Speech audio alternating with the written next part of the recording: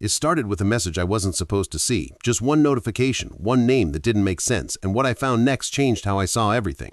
The message that wasn't meant for me. It started late one evening while I was sitting on the couch doing nothing important, just scrolling through my phone when a notification popped up on my screen.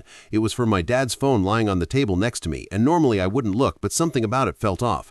It was a message from a name I didn't recognize, no contact photo, no saved history, just a single line. Did he find out yet? That was it, and for some reason that one sentence stayed in my head longer than it should have. At first I tried to ignore it, telling myself it wasn't my business, but curiosity has a way of growing when something doesn't make sense.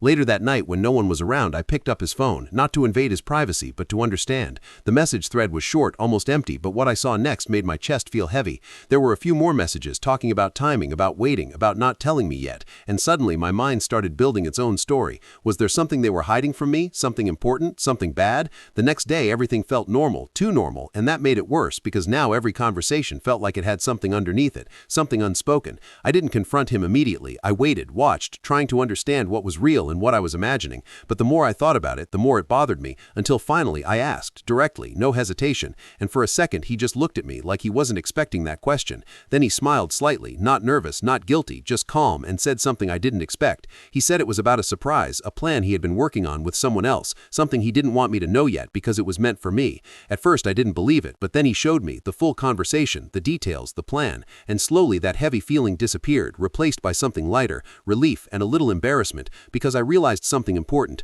Not everything hidden is meant to hurt you. Sometimes it's meant to make something better, and sometimes the stories we create in our head are far worse than reality itself.